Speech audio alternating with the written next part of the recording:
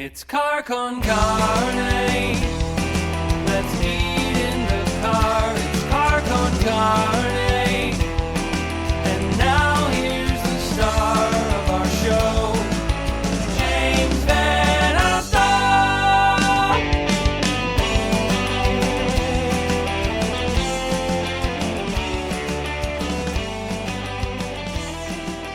And we are live on Car Con Carne, and I realize as we're doing this, the presidential debate's happening, so there's a good chance this might be watched, listened to after the fact, which is fine. It doesn't dilute anything. But if you are watching live, I'm happy that we're providing a little distraction for you tonight.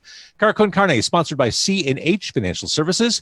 Business owners, they are continuing to figure out how to move forward in and around the coronavirus, and C&H Financial Services is here to help. They offer a variety of products, ranging from traditional merchant accounts to a zero-cost payment processing solution, which eliminates the expense associated with accepting Visa, MasterCard, Discover, and American Express as a form of customer payment. C&H Financial Services eTab solutions, easy to set up for your business for online ordering and curbside pickup. And C&H also offers cost-effective commercial lending programs, which can help get your business the money it needs to make it through these unprecedented times. To learn more, contact C&H Financial Services at 855-600-2437 or go to chfs.us. Life is filled with its annoyances, quirkiness, problematic issues, the things that just get under our skin. My guest tonight has cataloged them all. He is Scott Cohen. His book is Don't You Just Hate That? Just self-described, maybe connoisseur of all things annoying. He's basically the voice in our heads transferred to the printed page. Your book is newly re-released. You had more to say, clearly. Yes. It came out in 2004. And when it was published, I felt a sense of relief that I no longer had to catalog life's annoyances. And then over the next 16 years, I wrote about 3,000 more annoying realities.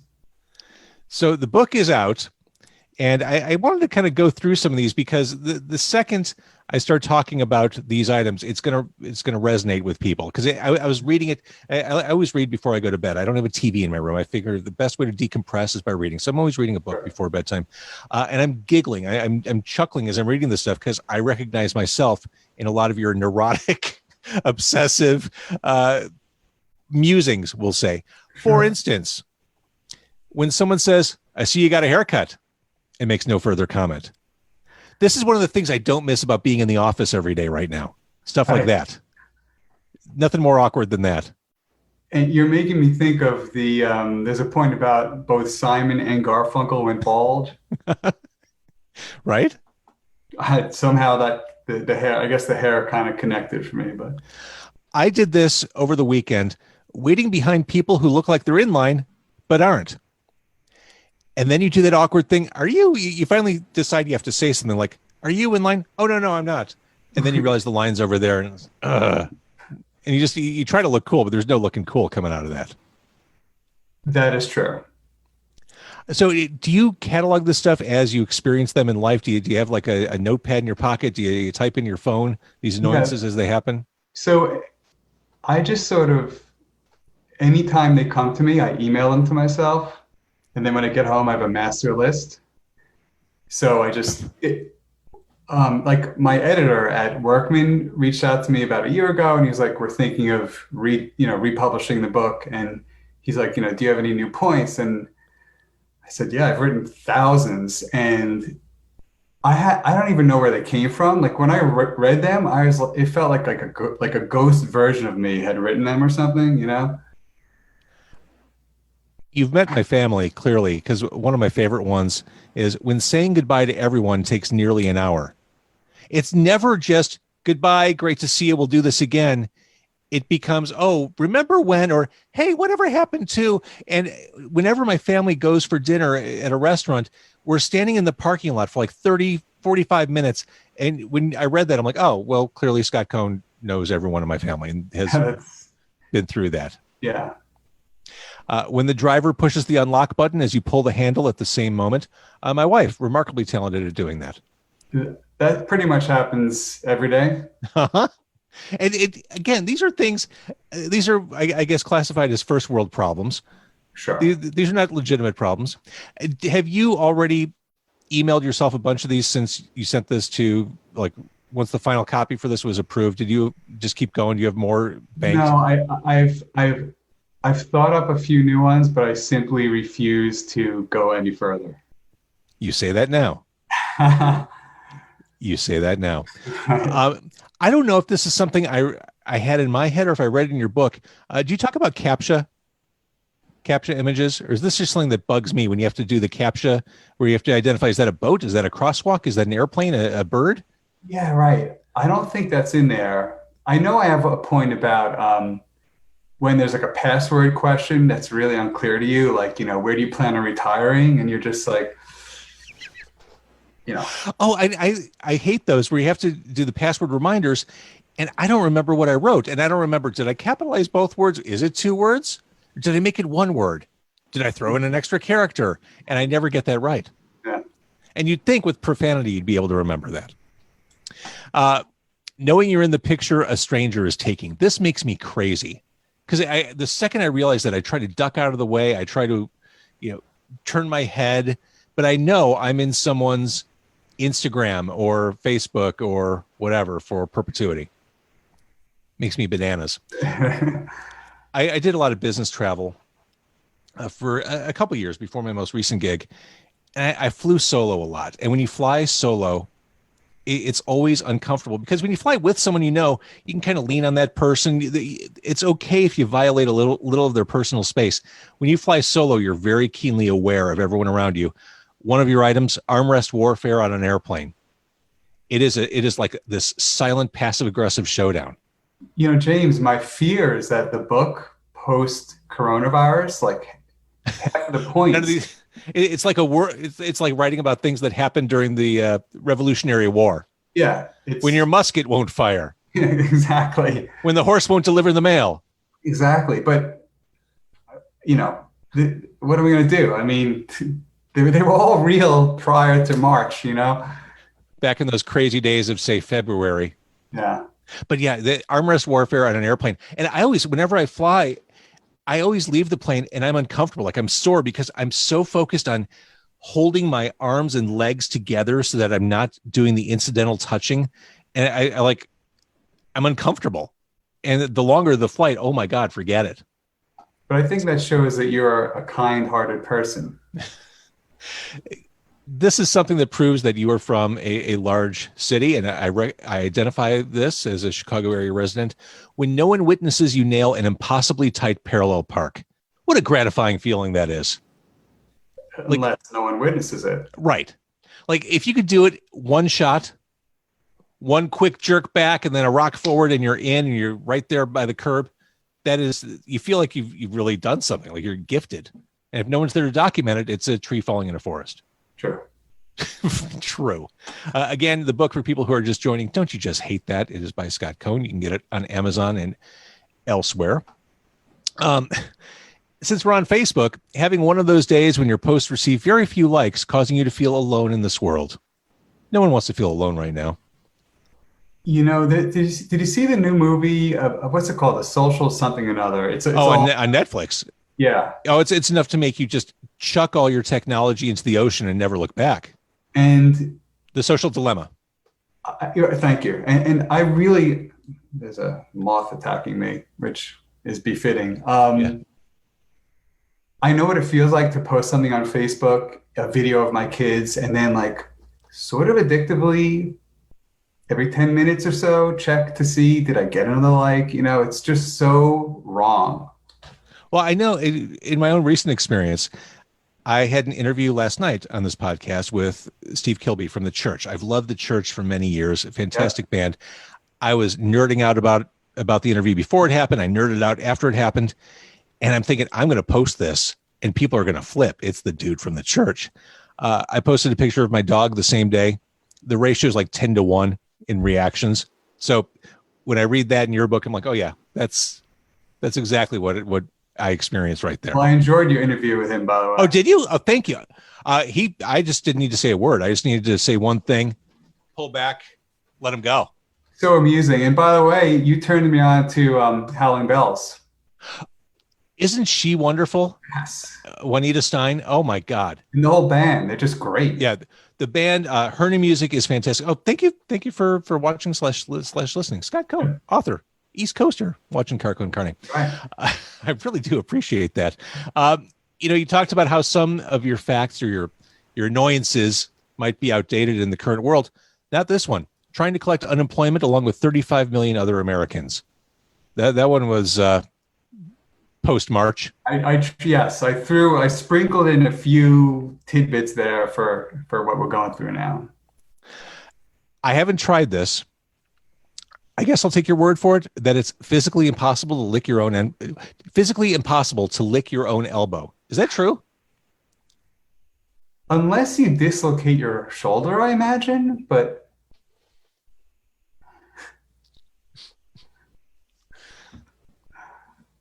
maybe if you're younger.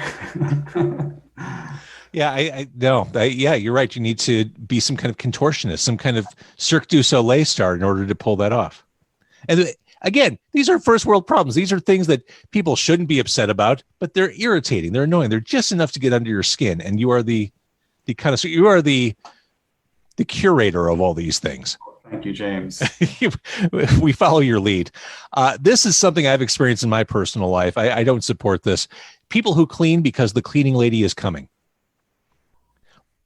Let the cleaning lady do what she does. It's like I don't even bother doing my taxes before someone does them for me. I'm no good at that. We're always blaming the cleaning ladies for moving. I'm super type A, and when they move my stuff around, I'm not surprised you're type A. Just having read this book, that doesn't surprise me in the least.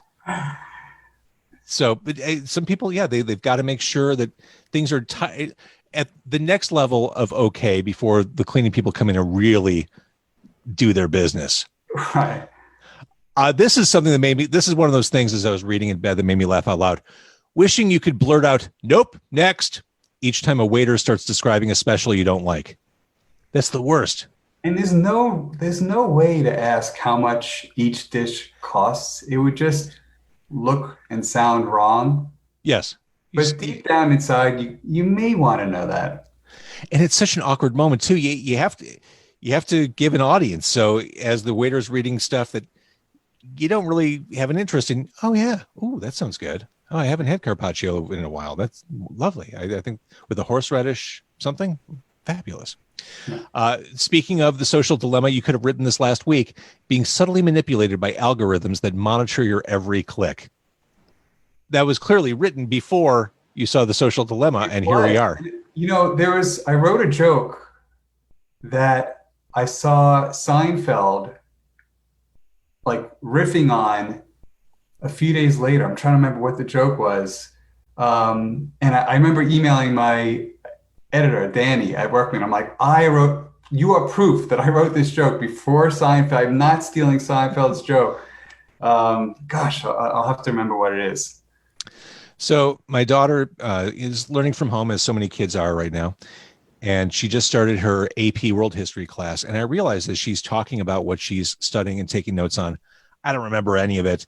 Then I read this, not being able to name one event that occurred between 967 and 1492. And I'm like, you know what, Scott Cohen, you're wrong about that. All right. Well, give me one. Go ahead. And then, yeah, big goose egg on that. Yeah, okay. It's amazing the stuff we just jettisoned from our memory pods through the years. Just gone. Like, not even recoverable. It's not, the data's just lost. And I'm not sure, was there ever any data from that period? Nothing happened. Right. It was a quiet time. Everything was fine. This another laugh out loud thing. This is more of a pre-COVID and hopefully someday post-COVID public transportation thing. When a seat is hot from a stranger's butt warmth, that says it all. That's about as vivid a description as you can get. The whole toilet seat thing, when you have a certain person over and then you need to use the toilet and you can't help but sort of picture their involvement. Their involvement. Well, along those lines, the vulnerability you feel while sitting on a public toilet. There's also another one about when you're using a toilet and you're, like the people who are hosting you can hear your urine splashing into the toilet. Yeah. That impedes my ability to urinate in a natural manner. I understand that. I'm going to tell you something. This is the most candid I've ever been on this podcast, and this is no joke. I am convinced I've trained my body to not have to use a public toilet during business hours. Whatever I can do to avoid that. Number one is inevitable, but I have disciplined my internal systems to not have to do that at work. Well, can we go a step further in terms of you being candid? Can I ask you a question related to the book? Sure. There's a point about being attracted to a mannequin's well-shaped chest. Have you ever felt any kind of attraction to a mannequin? Your listeners want to know this, James. No, that's not no. But how about a cartoon character? Growing up, Daphne on Scooby-Doo was fantastic. Okay. It was the redhead thing, the short skirt. Jessica Rabbit? I think I was too old to. I get it. She's a curvy minx, but no, I think I was too old. But as a kid, growing up and forming opinions, I think Daphne from Scooby-Doo. Okay. And there's the extra adrenaline rush of being scared and monsters, and it's a kids horror show. It was all adrenaline and hormones. Sure. But are you attracted to mannequins? Not normally. I'm not saying that. I am deeply attracted to mannequins. This is why I do this show. this kind of confessional aspect. I have walked by a mannequin with, like I said in the point, like a well-shaped chest, and felt a tinge of attraction. I have. Okay, you're only, yeah. When I was a kid growing up, I remember, it's funny, my kids, as they grew up, I definitely was more restrictive of the movies they watched than my parents were when I was growing up. When I was growing up, I watched every R-rated movie that came out. I would see them in the theater with my parents. It's just such a different time. I remember seeing The Blues Brothers when it came out in theaters, which like the first 5 minutes of it are the most vulgar 5 minutes in movies in the 1980s. But you bring up a point. Watching a movie with your parents that shows full frontal nudity, there was never a more awkward feeling than that, because inevitably watching those R-rated movies, especially like slasher movies like Friday the 13th or something like that, it was boobs a go-go. James, I don't know if you remember this, or because I feel like we're a similar age. I'm 25. There was a point a long time ago where there was the Playboy channel, and that was like a big thing. Okay. Uh-huh. And a friend told me, like, if you turn the knob on your TV, okay, we're going back to channel 4, and then you press 3 and 7 on the box. You remember the box? With yeah. Channels? It'll pull up the Playboy channel. And my friend Mark, we kind of experimented with this, and we got it to a point where it would come in but scrambled. So we would watch scrambled breasts essentially. And yes, for us growing up, it wasn't the Playboy channel. It was